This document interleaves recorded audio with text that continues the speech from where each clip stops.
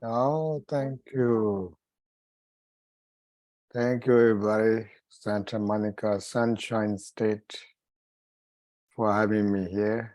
And I, back, let's see, before we start the program, and as we saw I saw the news about passing Nirvana of the great master Lama Zopa Rinpoche of Gelugpa lineage, and even though I only saw Rinpoche once at his monastery in India, I felt a lot of blessing, and I heard about him a lot from Khmer Rinpoche and someone, you know, mm, a master who basically doesn't really sleep, or is even like sleep time. He always meditate, and such a great matter, such big loss, and so we pray for his uh, quick rebirth, and those of us who are at his dharma able to you know this become a reminder of us to practice day and night. And this past week, I just had like 5 days of Mundu retreat. Your favorite practice, Mundu. The practice of Mundu. It's like, oh yeah, I know that guy. And they were like, I always like to kind of share this little things. Like we had a few people start Mundu, and then one or two practitioners, like they finished about 30 something thousand prostrations, and they said that their aspiration is finish everything within this year. So the remaining 70,000 prostrations, and someone has actually, the one of the practitioner, she has 7 children to take care of. 7. That's a lot. But still have that drive. Just saying, just saying, just saying. And if those of you haven't finished Mundo, and it's all about be consistent. And then she actually asked me, what kind of suggestion you have, about something like inspire her to do it every day. And it's sometimes like an interview, when someone asks like that, sometimes you kind of, your mind goes kind of blank. Like, what should I say? But it is obvious that if someone truly think about impermanence, if we miss today's practice, then it's a loss. It's not a gain, it's a big loss. And so I told her that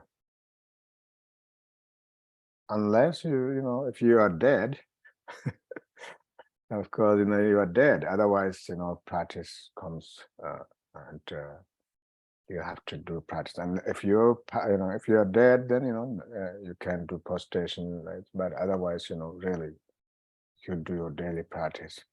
And then second is, at times, we all know, when we wake up in the morning, we feel, because we are so good about first, when you wake up in the morning, like nothing else, just think about how I feel. When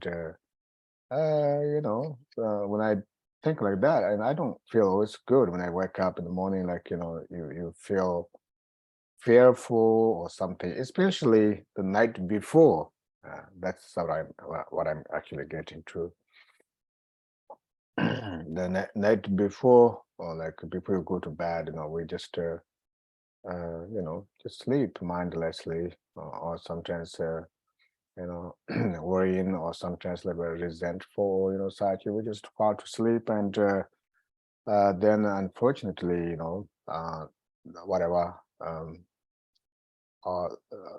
they I asked the Hindu practitioners how many hours do you sleep, and so most of them agree like 8 hours or something, and some of the 6 hours, but most of 8 hours, 9 hours, and that is a beautiful sleep state. We just enjoy our sleep at the same time. A simple technique that we can actually, before we go to bed, and we put a conscious effort to, may I'm sleeping because I need this precious human birth in order to practice, and I want to be useful this body, and I'll be sleeping whatever the hours, and I will be, using this body for that, for the benefit of all sentient beings.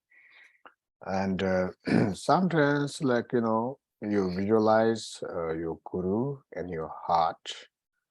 Very, it is recommended like palm size, like a form of light, in essence, wisdom, but not like a bright light. If you visualize something very bright, and then you may not able to sleep, because but it's just something healing. The moment you visualize, you feel like you are, inseparable from Guru, and that Guru is the healing and embodiment of compassion, and you can either visualize a form of light, or you can visualize Guru himself, or whoever your Guru is. And then I also know that, sometimes, like when you wake up, sometimes you have to go to bathroom or something, and your mind is still possible, uh, because of the habit, maybe not so happy or like sadness, but you have to restate, no, not restate, revisualize, or because you remaining sleep would be uh, 3 hours or something, whatever hour left, and that's just a win-win situation, which means you don't want to do physical prostration, you don't want to do meditate, and then your your legs pain, and all of those. You just simply literally sleep and joyfully, but at the same time, practice. And what a uh, wonderful opportunity, but it's so simple, right? So simple. The reason why we kind of lost, like, if we meant to live another, like, everybody has plan, right? Everybody thinks that we may live up till 90s, even if we are in 90s, still expecting to live more than that. So that's our expectation, and if we live something like that, so we kind of know how many years left. And then when you think about how many years left, if it's 40 years live, that means 20 years sleep. Half of this sleep, and so that's, actually, something that came into my mind, that Lama Zoba Rinpoche was always like, sit up and practice always meditation. And we can't sit up, we have to sleep, but sometimes, our mind is very fearful when that happens to me, most of the times, and I visualize, actually, uh, you know, I don't really focus detail about visualization, but sometimes think of Tara and reset mentally. This is an important part, mentally, about 32, 33. So, and Tara means liberate your fear, and absolutely, when you visualize or think of Tara, just mentally reset on 32, 33, so that, so constantly. And this actually I saw, sometimes social media is sometimes good if you take the advantage of positivity. Like I um, saw a suggestion was made by the great master Gachin Rinpoche, who said if you have a lot of fear in your mind, I think we have a lot of fear. We all do because we tend to have a lot of resentment or frustration. Then that means fear is natural. We have a lot of fear, so you kind of reset mentally, not verbally. And this is it's a beautiful practice. Like whatever, how many hours we sleep. It's really it's almost like uh sitting there doing happily not doing much and then making a lot of money. Who doesn't want when you look at your bank statement, like comes those ding ding, and you just continue earning money without physical not just happily so it's really uh, you know generate bodhicitta, whatever. You never ever want to sleep with something negativity of mind. Even at times like we are a challenge, situation, and we do our best. It doesn't mean every day we could, we can be successful, but it's uh, it's very special. And then uh, also the during the Mundu practice, and someone also said that someone been practicing for a long time and said that I'm tired of hearing about impermanence. It's I know about impermanence, and it's just frustrating to hear about impermanence, and with I said with respect, that means you start to getting jaded practitioner.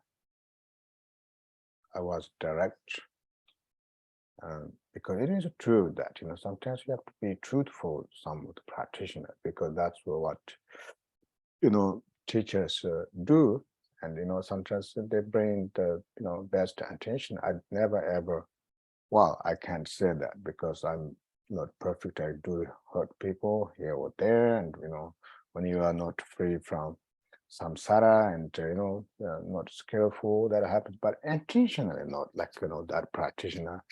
I want to bring that practitioner's best interest or just use some skills, but that's the skill I had. Like I had to be strong for that person. And I said, yeah, that sometimes in Buddhism means jaded practitioner, which means, when we think about, like, and sometimes when I read about, I'm not saying that I'm a good practitioner, but impermanence is so beautiful. When you read description of impermanence, or someone teach about impermanence, and you kind of almost feel like to spontaneously join your hands together. It's so beautiful, because that's all about once you practice. If you don't practice, then there's no flavor of that. So once you really practice about permanence and mundo practice sincerely, then you feel that drive or sense of such delightful to practice no longer become a burden. And so yeah, that was I always learning process. And so we normally do prayer at the beginning, but I just carried by that. But yeah, impermanence is really good, and impermanence brings us free from anger, or free from resentment, free from stress, because impermanence is what does the meaning of impermanence? We just aware that everything changed. A situation, we think it's dramatic or something like so serious, but it changed. Nothing stays there. So even like some things we can't change. If some serious bad things. If we can't change it or something like that, but in mind, we have skillful to let it go because it's you feel it's so serious, nothing changes. So, but it's not. That's not the case. It's always goes goes by or constantly change. So same token sometimes like there's so excitement and happiness you think, but at same time you are not so emotionally attached to it. And we kind of know that things change. That's the nature of but that doesn't mean we get sad that the exchange you feel like uh, less attachment, because why we suffer so much is because we don't like to see the reality. We don't like to see the change, which is a reality. Sometimes we have a hard time to face the truth. And it is true that sometimes we feel like if somebody get upset, it can be family condition, it can be in sangha, it can be friends, and we always feel that where we feel like, oh, I didn't do anything wrong, why he or she get upset. Uh, but but if we face the truth, I'm pretty sure there's something to do with us as well. There's something that because we are not perfect, we have this cause, always, as we say, samsaric cyclic existence, and sometimes we just have this whole day kind of circling of the emotions, and when you know something is as we say poison. If this poison in a food, if it's not free from poison, and then one way or another someone get hurt. That's the nature of it. And then also during the Mundu practice, or what I learned or what I can share with you is that uh, mm,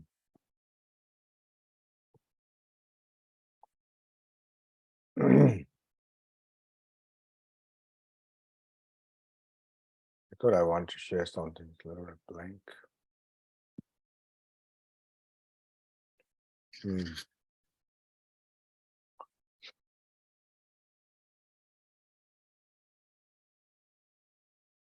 Yeah, one of the suggestion was so we when we start with our practice, we don't feel like to do, or you know um, uh, not able to bring ourselves in cushion. We are going through a lot of suffering, and sometimes there's not much we can offer to the world. Even though we kind of think that we are helpful for the world. Not physically, we are not maybe physically going there to help somebody, or verbally we don't really know we are helping people or not. Because our speech is also uh, based on our egoistic mind, out of fixation, and we don't know, or the words come from our mouth is helping. But as a practitioner, seriously, whatever, if you do like one daily practice, 1 hour practice, you can sincerely start with bodhicitta, and we can dedicate that merit. That is for guaranteed that we can send that prayer to the world. And so instead of like, or, the world is suffering so much, so we have that opportunity to practice, and especially those of us who generate bodhicitta, saying that, from now on until we achieve enlightenment, I'm, inspired to help other sentient beings. Not only that, everything what I do physically, mentally, verbally is for the benefit of all sentient beings. We just generate bodhicitta in front of from teacher and from Buddhas and Bodhisattvas, and then we do something totally different. So sometimes we have to cut ourselves. We know the truth, and so even you feel not so good, feel, it's like, especially in Mundo practice, a lot of people carries loads of regret with, and that's actually very suffering, when we can do daily practice, and when we feel we want to do, we can do it, then you feel guilty, all of that. That's a lot of suffering, unnecessary suffering. So if someone takes that impermanence seriously, and then you feel, you know, it's something so beautiful to do, in the practice every day, not like something burden. And at the same time, it's not like, somebody said you should do your practice, but it is a moral discipline, moral responsibility for as a practitioner.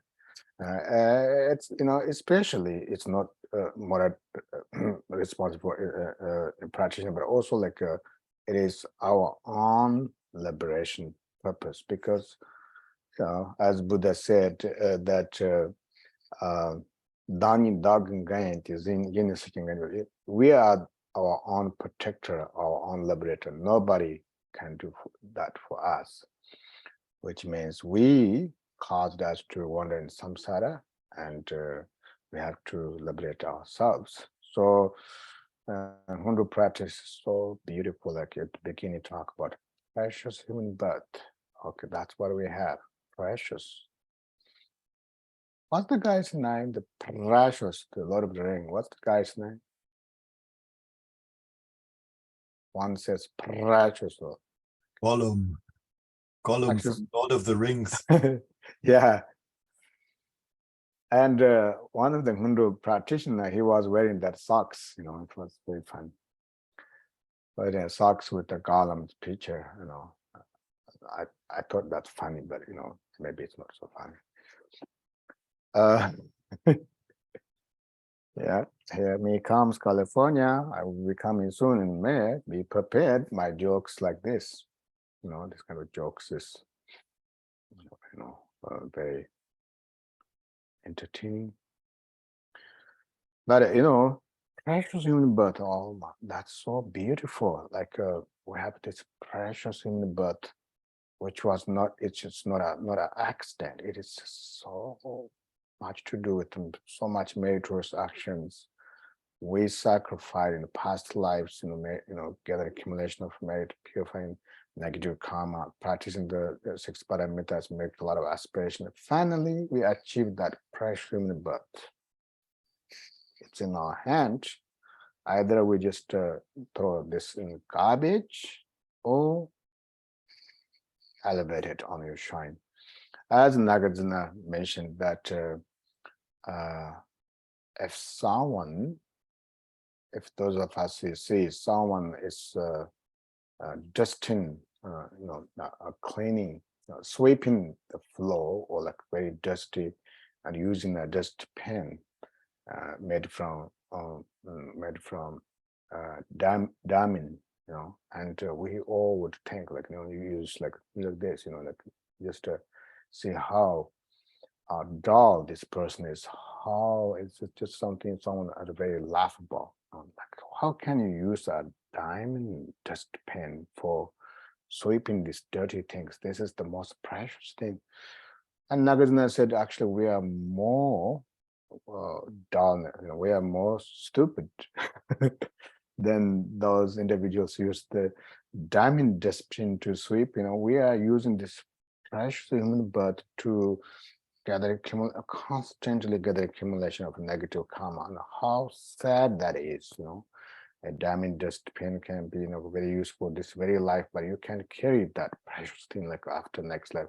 But this precious human birth, we use this for like we say, oh, I do my daily practice. But if we do, let's say, daily practice, if somebody does daily practice, we want to also make sure generating bodhicitta at the beginning and doing the practice and then dedicate the merit. And so I think we have to really face the truth. It's not about, I feel good today and that's enough. I just can, make some meals for the family and I can take a walk, have a nice sunshine day. That is not day goes by. That's not what we meant to be. We are here to change our next life and the future lives until we achieve enlightenment. We are not here for just for entertaining or feel good and only protect our family or such, so I have to say everything that I can't practice myself.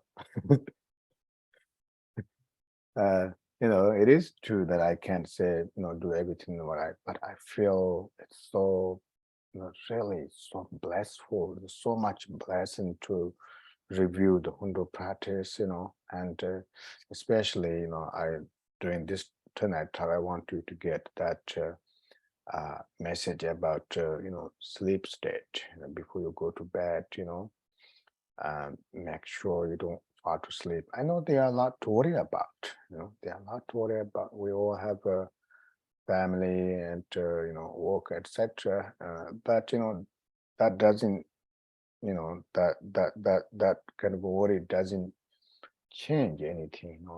What we change is that change the next life even worse. So instead, this meant to accept as a practitioner, especially as the great master of Kadampa Langatamba said, if it's something totally bad, something to worry about, and physically suffering or mentally suffering, and we should be really thankful that we are experiencing some of the negative karma that we have accumulated. And if there's something really going well in life, everything, and you wouldn't totally think, oh, I'm just so happy I did this, but it's just, oh, so wonderful. This is the some positive karma I have accumulated. This is the result of that. And but I don't want to carry by that temporary happiness. I want to also constantly practice dharma. So practice dharma, as long as we think about impermanence, every time we, every moment we can, for me, okay, I get upset a lot, many times in family life, and then when I think about impermanence, there's immediate release, like, oh my God, I just get the accumulation of negative karma like that. It doesn't mean that it always successful, but it's so wonderful. And this kind of always reminds my our teacher like Kembrumbuchi, because Kembrumbuchi was not always, he does emphasize on impermanence teaching, but he doesn't always say that daily, when you are with him.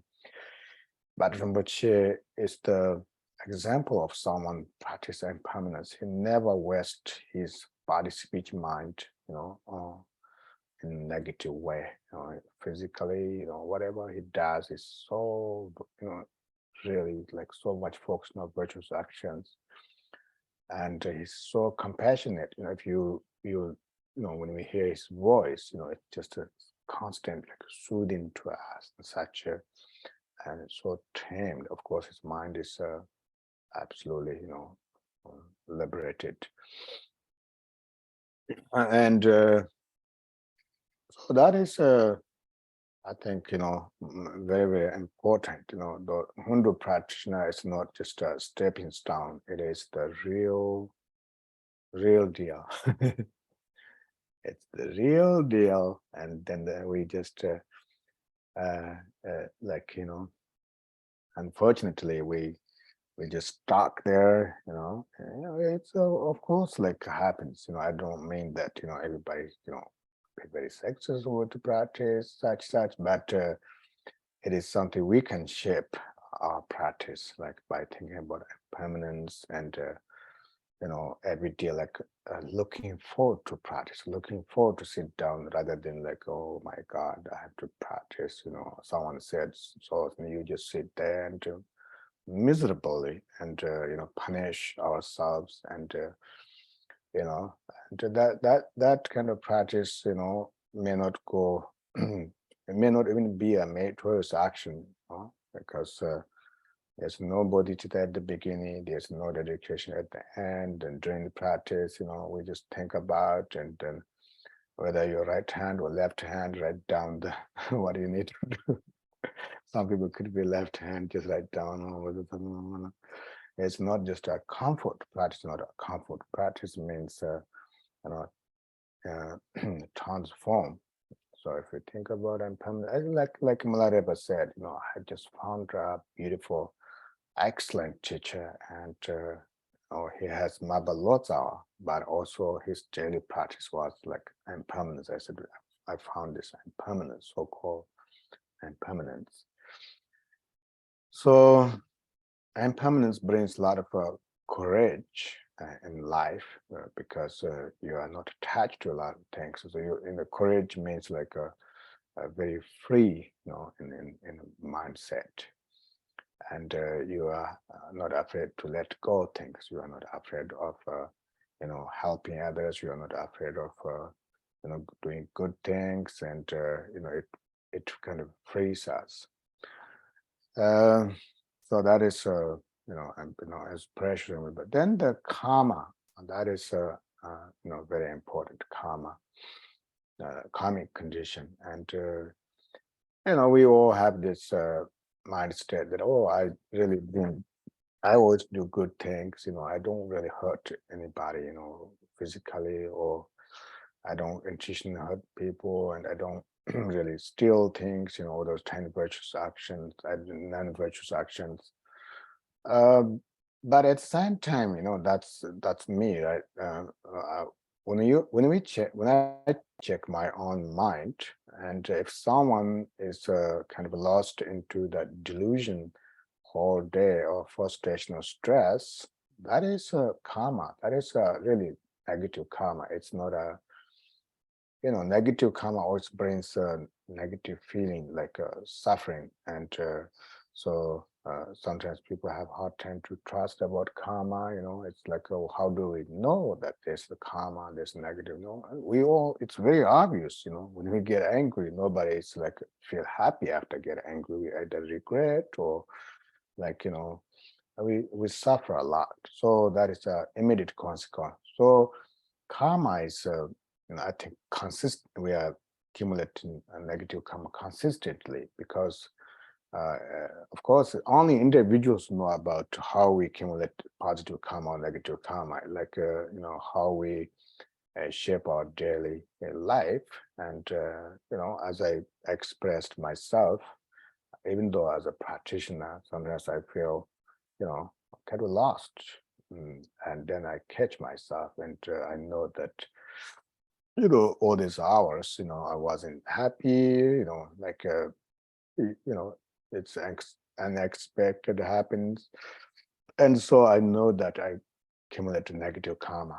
But that karma that I just accumulated is nobody's responsibility. It's our responsibility to purify. So we have, you know, uh, like a cleaning room. Like if I don't clean the room for 1 month, oh my God, that's just so much to clean up. But if I, like some, like every evening I clean up something, it's really easy. It's just let a dust there and let a dust there, and just to move some of the uh, uh, ladybugs. I have a lot of ladybugs, and try not to step on them, and just move. Oh yeah, earlier actually, just I was driving, notebook from back from the school, and I saw there was a squirrel, hit by a car, and it was a country road. Of course, I will never stop it, with my while I'm a child, and nobody. It's kind of, you can see distance, nobody there, nobody behind. So the squirrel was, really in pain, and so I have to stop, and the flashlight, and then I move him away. But unfortunately, he was very, very damaged. I don't know why. That's maybe has nothing to do with about. Well, it has to do it because I felt I just use my clothes to. It's hard. Sometimes you don't touch your hand, but I use my jacket to move, and I did some. Someone bring me home, and that's good. So that's, there's a saying in Tibet that give a casual like Dipandoyu means, virtuous actions formed, while you're eating or while you're talking and whatever, and they're equally, negative karma also formed, the same way. I think if somebody is really practicing impermanence, and that person may not have like a lot of complications within their family members. Also, like if you're a couple And if someone think about impermanence, and someone brings like your partner brings some subject, he or she thinks maybe very serious, but someone practice impermanence, "Oh, okay, this is not really big deal, I let it go." And you don't respond, like we're supposed to respond, right? We're supposed to say that, we have this saying like we're supposed to do that. And so karma is very, very serious, and it is something we are responsible. And then purification of, in order to purify negative karma, also there are many, many methods, and that's why the whole Hindu practice, prostration, bodhisattva, mandala, it's so wonderful. Everything is meant to purify negative karma of body, speech, mind.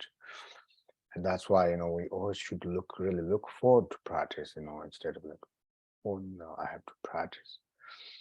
And today I went, when I went to school, not me, when I drove my son to school, and there was a gathering, and then someone said, "How are you?" I said, "Oh, I can't complain.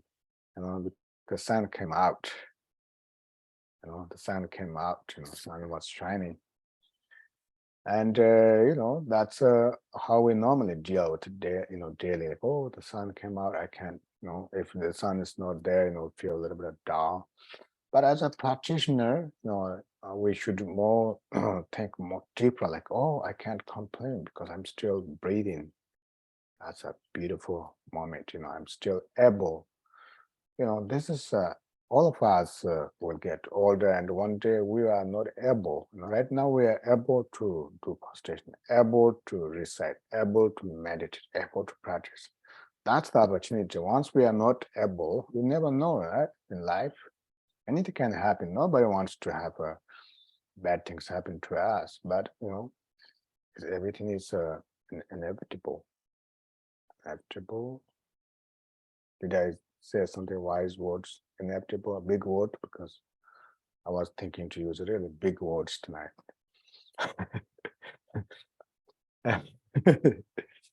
Yeah, serious words, inevitable. And so then the other part is negative karma. Actually, one of the effective meditation. It's um, I also mentioned during the Hindu practice is you know um, uh, we suffer stress or like a negative feeling always has to do with either in the past or future. It has nothing to do with the presence. And presence is always with us, but we don't really dwell in presence. We always caught in past or future. But as a meditator, we have to take that opportunity. Meditation practitioner is all about taking opportunity. We lose all these opportunities. So sometimes, like, don't have to be, totally like isolated place or such, we just take opportunity to be in presence, and, not recognizing that, all this stress or suffering or anger is always has to do with past or, future. But every moment we are with presence. And sometimes, through the blessing of Guru or lineage masters, if you're able to be in presence for even a second, it says authentic meditation, nature of mind can purify eons of negative karma. I mean, that is so effective. It's not like purifying like a few days or negative side, and so we shouldn't be selective practice also, like if you are doing mandala practice, then just that is effective. If you are doing vajrasattva practice, that is alone very effective. If you are doing prostration, that's so effective. Whatever practice you do, if you have a tendency to change, maybe I'd like this and that, and maybe expecting something else to help you, it won't, because we are not knowing the essence of the practice. you can practice the Vaj, prostration. And while you do prostration, you do, physically, devotedly prostrate. Now, sometimes you can rest your mind, visualize the Guru's visible. It's so much blessing there, so much, power and profundity.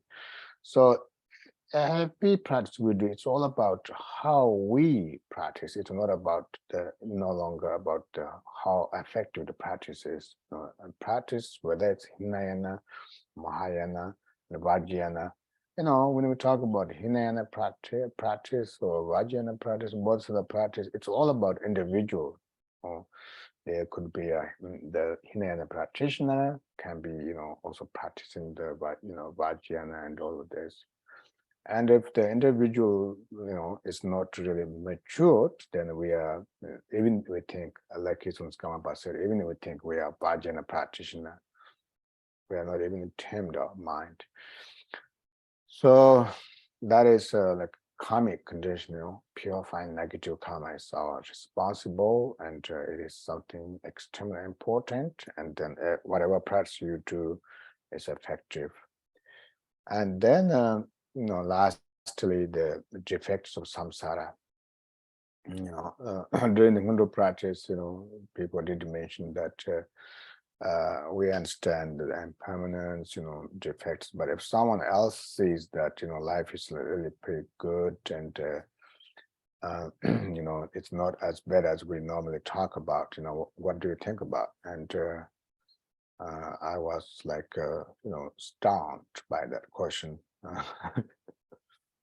But I forgot to look at my mind. If I look, when somebody's stunned, you have to rest your mind. I forgot that. But I had very poor response, I guess. But what I said was, if someone thinks that life is, very rich and very beautiful, and that is, of course, what people attach to it.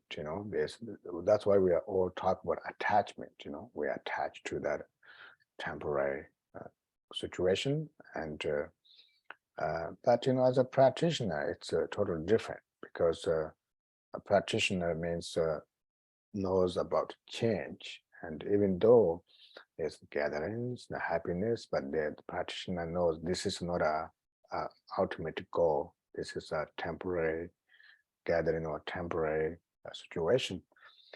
And so, as a real authentic practitioner, and they don't really reject the life. It's just don't, terrible. Of course, if you become like Milarepa, someone can practice on the mountain. But sometimes we don't have choice. Like I don't have choice. Because I create the life and I have the responsibility. But at the same time, that life, no matter how authenticity or how great situation happening, but we all know that change comes, and then it's not forever situation. But what is forever situation is that is the goes beyond the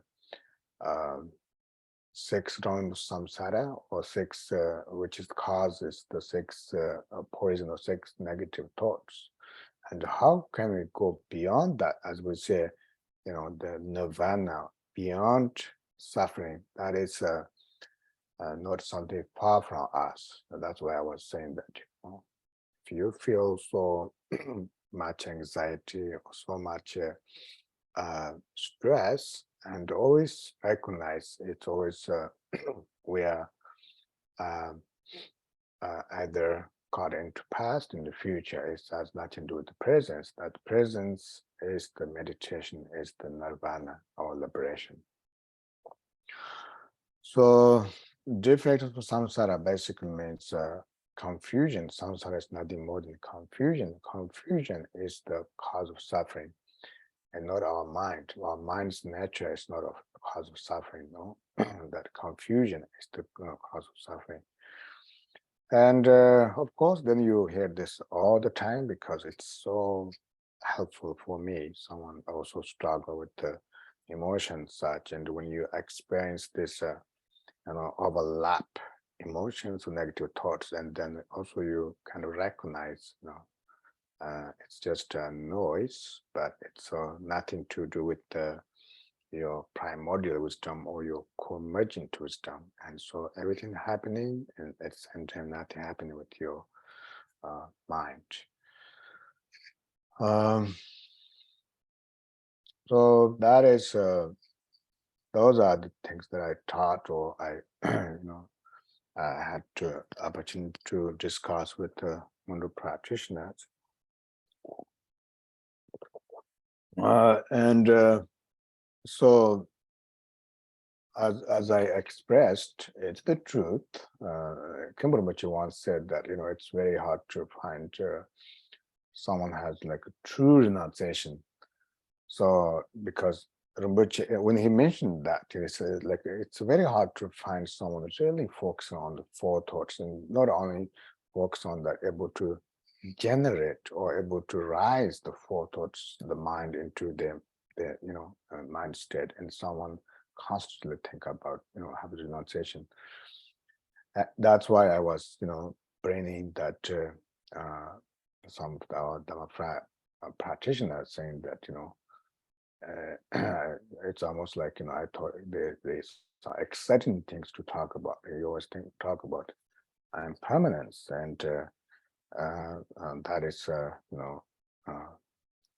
very boring. Another one, impermanence.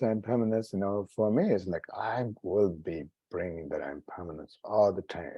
If any of you are bored, then you get bored. That's not my problem. I'm not bored of impermanence, because my teacher Khenpo Rinpoche is truly demonstration of impermanence. When whatever he does not waste his time. And I didn't plan anything. You can see, normally we do a lineage prayer and then I supplicate such, but I just talk like that. So maybe it's time to do some question and answer. Too late to do prayer.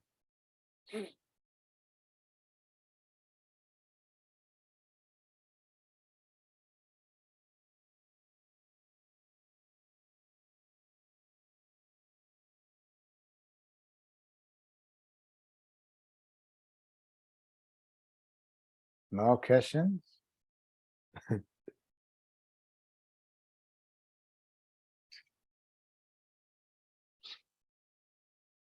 I had a question, Lamana.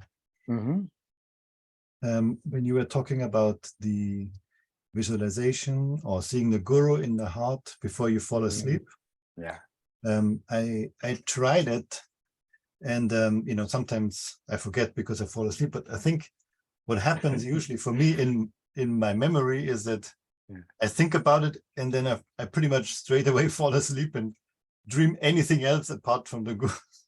In essence, so it makes me sometimes feel like I'm, is it actually doing anything? Because my mind is obviously going on with strange dreams, and sometimes I wake up and I, about something, and I memorize, but then again, the moment I fall asleep, I'm gone.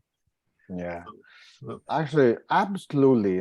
Whatever dream you come out, it doesn't mean we always fall to sleep with something. It doesn't have any bad dream as such.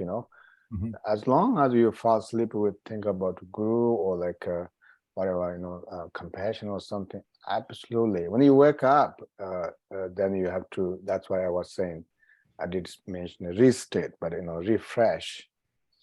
And Khenpo Rinpoche used to talk about his father, which is my grandfather, used to before he go to bed, he used to chant the king of the tantra and the Namasava Sankar, the Mensu's name, and then he falls to sleep. And once he get like half of it, and then the moment he wake up, and then he continue chant it. So I think I also mentioned myself, or just like similar to yours, like I visualize guru, or like when I pray, and then I wake up, and sometimes my mind is sad or negative, and then I have to restate, and that's and then you feel totally different. Which if you mind is like more positive, continue. This is what we call become familiar or become accustomed to it, and never give up. And then a day goes by, month goes by, then when you wake up and you really feel like you are, a lot of negative karma purified, feel light, and yeah. Yeah, it definitely feels like, I mean, from my point of view, I know I'm maybe lucky because I can sleep quite easily, and I know lots of people who have real trouble sleeping. Hmm. But at the same time, I also feel like it's almost like wasted time, because when I sleep, I can't do anything else apart from dreaming.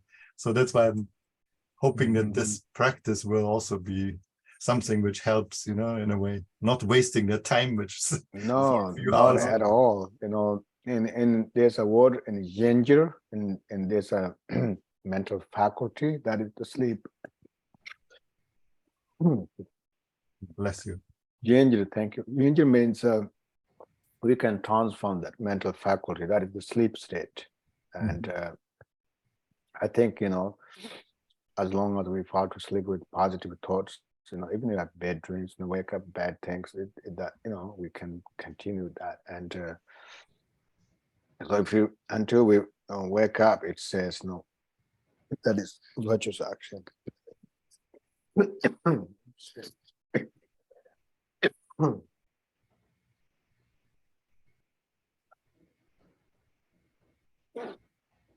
Yeah, sorry about that. No, no worries. No. And if nobody else has, I wanted to have one more comment, if you don't mind. Please, yeah. Mhm. You were saying about the practitioner in Nundro who said he was sort of fed up with impermanence. I think what I find is a different kind of thought. And I don't know if other people struggle with this as well, but I'm pretty sure it's, again, like one of those mind games, but I feel sometimes guilty taking the time Mhm.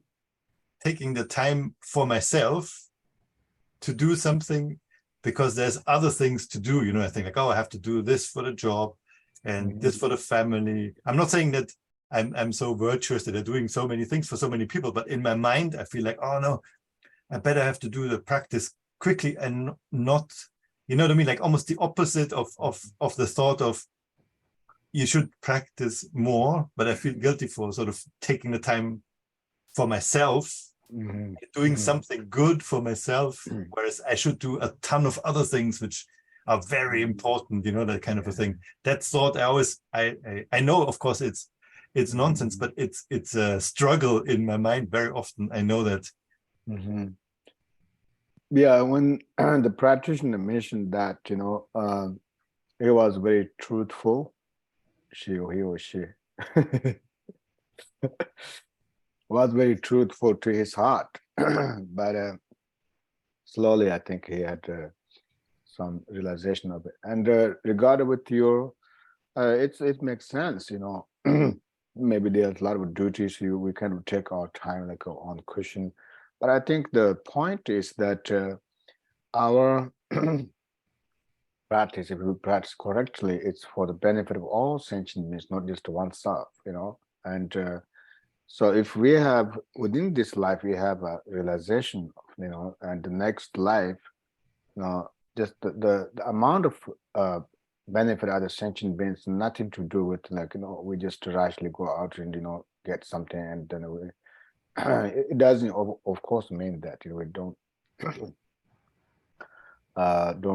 take our responsibilities as a family person such, but that's the thing, like we everybody is aiming so much for this very life, which is we really don't know, could be a few years or like family, but I think that's the difference, like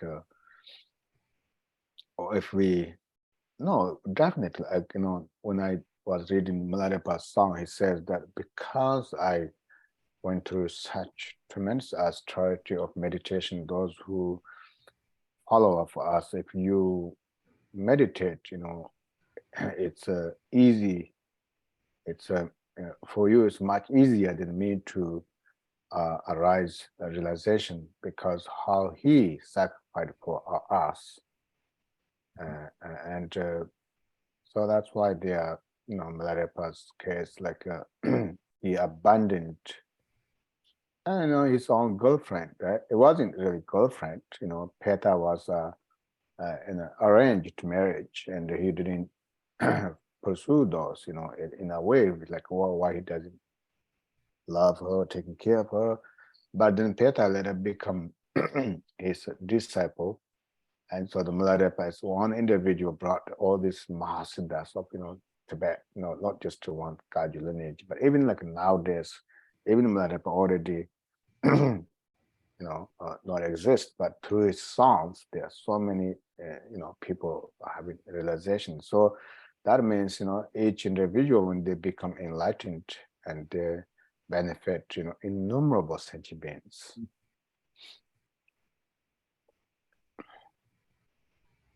Thank you. You're welcome.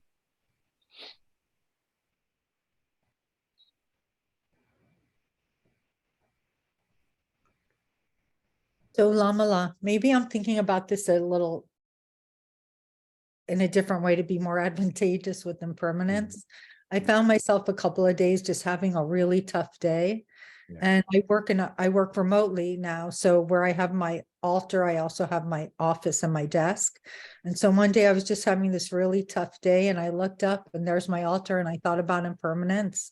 And I thought, well, this is impermanence. Maybe tomorrow it'll be better day.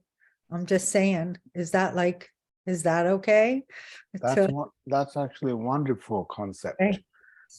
Today I actually attended a talk from a Zen abbot. His name is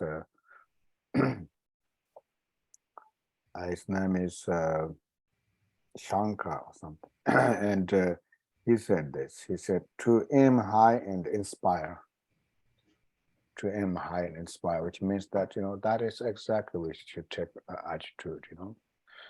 Maybe the tough thing that you're going through may not be tough if we analyze, especially as I mentioned earlier that maybe it's very tough for you, but sometimes you think about how other people go through their life, right? More like life and death, and like the wars going on, and the hurricane destroyed the whole everything. Yeah, I can move. He's sleeping. You want to sleep? Okay, I can move different place. Okay, my son has to sleep, so I have to move in the library.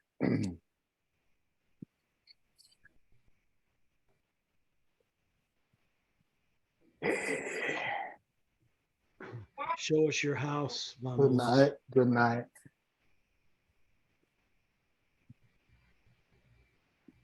Show us your house while you're going through. All right. Well, Kira has a question. She just typed Mhm. it. So I don't know. Yes, okay. Do you want Thank to? you. My question I is, can read it. Like I have a no, question. no, all Yeah, it says please. is I Yes. have a question. My Yeah. question is this. I find that, with the degeneration of so much, that it's very hard to get mundane things done. It's very challenging to communicate if you have to, make an 800 number call, or even seeing like my dentist lab technician. Like people are just Yeah. on the edge, and Mhm. no one listens. Not no one, but many people are not civil. They don't listen. They're agitated. And I come home and I'm just like drained, and I'm so happy to be inside and away from all of that. And so how do we cope with that? That so-called civilization is so uncivilized and so bureaucratic right now. I think, Kira, that's a really wonderful question, and I think in your case, in a way, you have this great opportunity to talk with so many people, and people. If someone is, like as you have mentioned, there's so many calls and so many negative. People sometimes, say things that you don't want to hear, right? Challenge things, but we kind of recognize, oh, they are suffering. It's not easy, and so for you to talk to them, and take the phone call, and you take your time, one at a time, and talk, as calm as you can, because you can benefit. Even somebody is angry or such, you can still calm because that person is suffering. May Well, I ask what sometimes Kira they're not does? even, excuse me, sometimes they're not even angry. Mm-hmm. They're just not interested in giving you information, even though it's their job. Did I lost you, Kev? What do Uh, you do, Kara? What is your profession? I'm a psychologist. Okay. So, Lama, what can you hear me now? It might be that my ear pod died. So, can you hear me? I can hear you. Sorry, We can, I lost you. I think. Can Yeah, you now I can hear cannot you. hear me, or you can now? we can hear you. I You're- can You hear can. you now. Okay. Oh, thank you. I'm so sorry. I think my Oh, ear no problem. died. Mm-hmm. So, you know, uh, it's I really try to be kind, Mm-hmm. and express gratitude for whatever help I get if I ask a question at the supermarket or in a Mm-hmm. doctor's office. But I think people are on the edge, and most of us know things Yeah. are getting worse, not better, Mm-hmm. including myself. I Mm-hmm. think you have to be in denial if you know, think things are going to improve right Mm-hmm. away. But, Yeah. our whole economy, these crazy, 300,000 cows were killed in a so Mm-hmm. called fire. That was probably by design.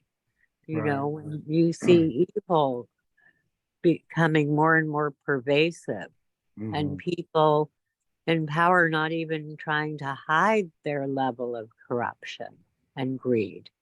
So, you know, those noble people of great ethics are fewer and further between, and especially in my personal opinion, in Mm-hmm. Los Angeles, but nevertheless, I I I try and shake off the energy and do some breathing and practice when I get home, and feed my dog and my cat, and like you said, straighten up and all of that. But I I'm feel sorry, like Kira. I will move somewhere better in the internet. I think my internet is not good. you're sure it's not mine. No, I think it's mine. Yeah, I apologize for that. Mm. We've heard you, everything you said, Kira. Good. Thank you.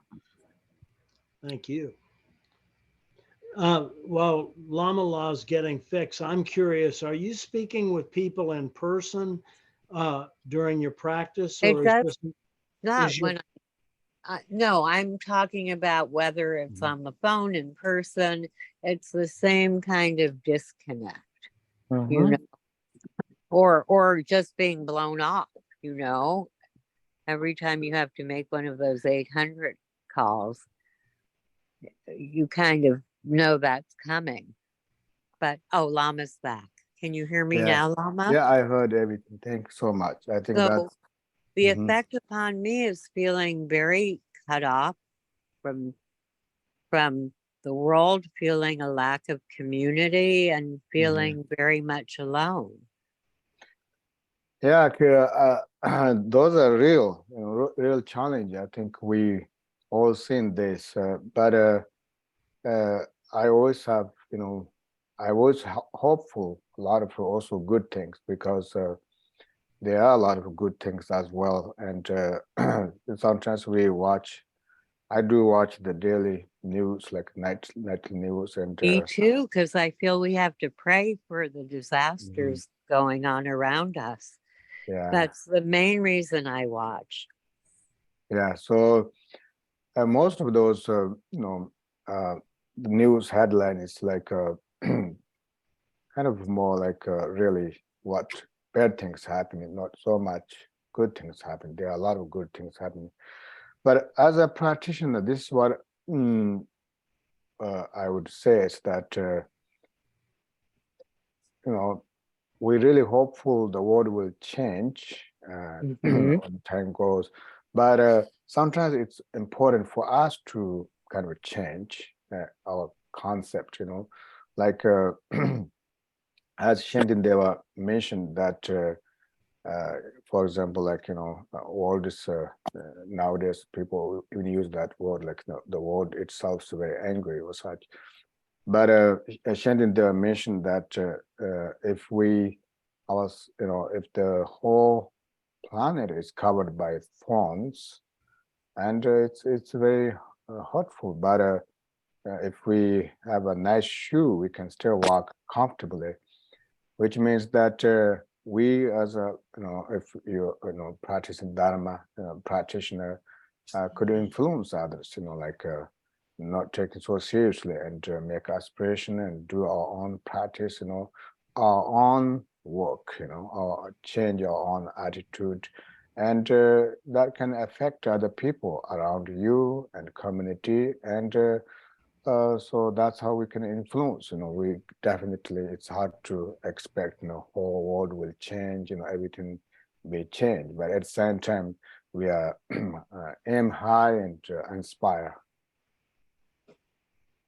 That makes sense. Yeah, thank you.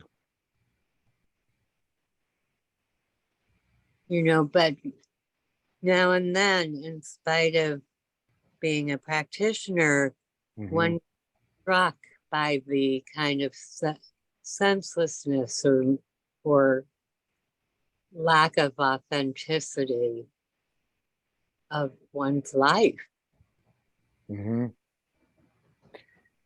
or Yeah, I one's also was thinking about the phone calls. You pick up those phones, Kira? which phones. You said 800 phone calls or something? Oh, I don't pick them up, but every now Oh. and then I have to call an 800 number, for something or other. I didn't get that part very well. If someone called me up, If you have to call like a doctor's office or Oh, you I see. call UPS because you didn't get a package or that Yeah. kind of like Oh, it. I see. You have to call them. Yeah. And you Okay, need to, thank you. I thought you an office that you get to receive a lot of calls. not wrong. I'm a psychologist and I do a lot of Yeah. counseling, psychotherapy by phone and by Zoom. So Yeah, actually, I think we just do our best, I myself face that as well. We have to remind them, we have to call them, and then, that's what we can do, Sometimes we can't change a lot of things, and hopeful. yes, but it's all kind of a pain in the neck because it's gotten less efficient.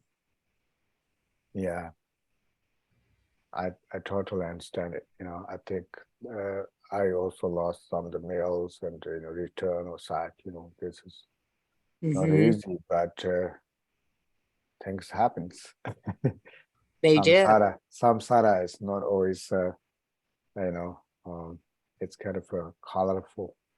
It is colorful. You never know Yeah, next. it's also a lot of goodness there, good people, and a lot of goodness. Sometimes we have to think about goodness part as well, Maybe if we think about a lot of goodness, maybe those incidents could be only occasional, not always like that. So we have to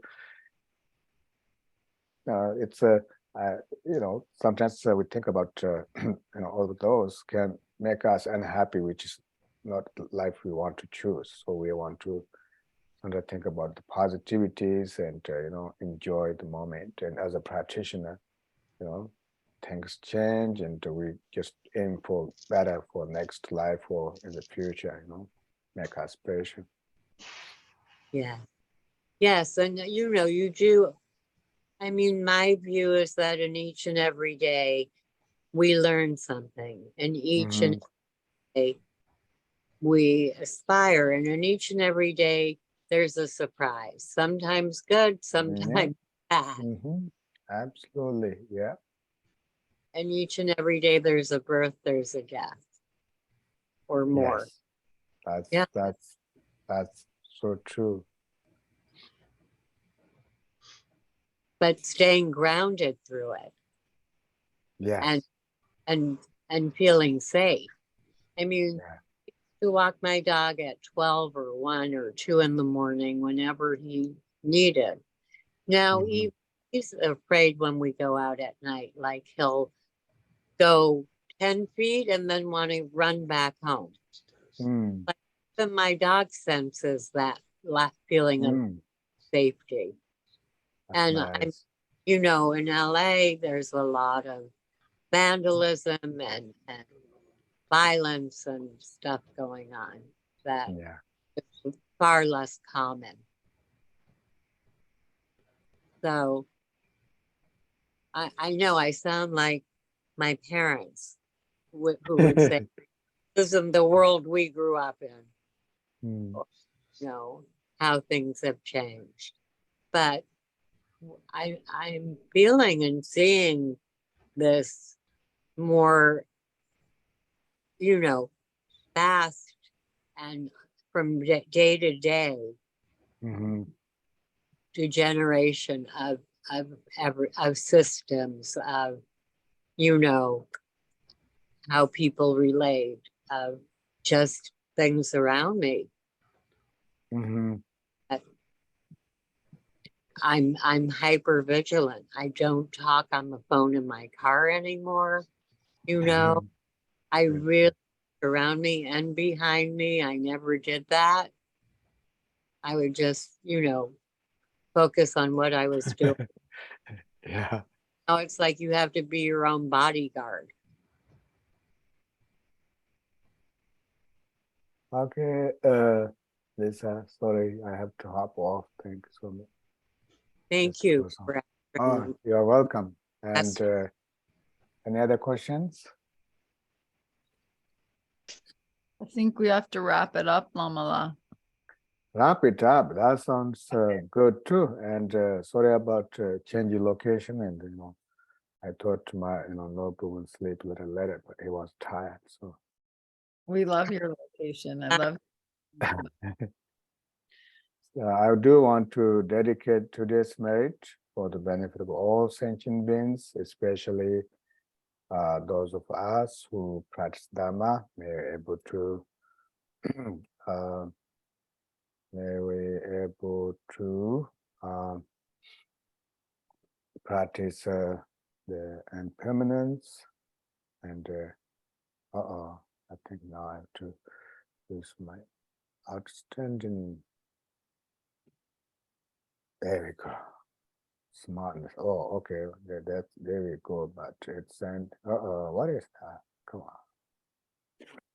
on. Okay, now I have to go all the way to the end. Okay. So we pray that all of us are able to practice impermanence and do our daily practice and so looking forward to see you all in California in May, and looking forward to. Why I keep saying June? Why I keep saying May? Maybe you come when are you coming? I'll be there on June what? Max? June 29th to July 3rd. And Oh, we'll put an announcement. We're gonna figure out the schedule. Oh, And then- great. Yeah, we'll send out an announcement with a schedule to everybody, about. actually, the reason why I say May is because I was working on my May schedule. I have to go to Maryland and New York, little visit, and I have to use my skill in Chinese language. Well, those are the best months to go to New York, Maryland. Yeah. All right, let's dedicate the merit of chanting his long life first. Oh, Jagan Rosa Kama by Jagan Chana Jada Kama Jagan Danza Wanga Kama Bawajin Ronde Chana Shoten So Sonanda Tanje Seba Tane Neba Drama Banjene Jagana Jebala Draba Seba Zolen Drowa Drowa Jo Janje Sanerembo Jema Jebana Jeji Jeba Nyamba Meba Da Kone Konde Pewara Cho. Oh yeah, I think one important thing I forgot was our main homework was, before we go to bed, don't sleep mindlessly. That was the one. All right, thank you, everybody. Good night. Bye. Thanks everybody for joining tonight. Thank you, Lama. See you soon. See you. Wednesday,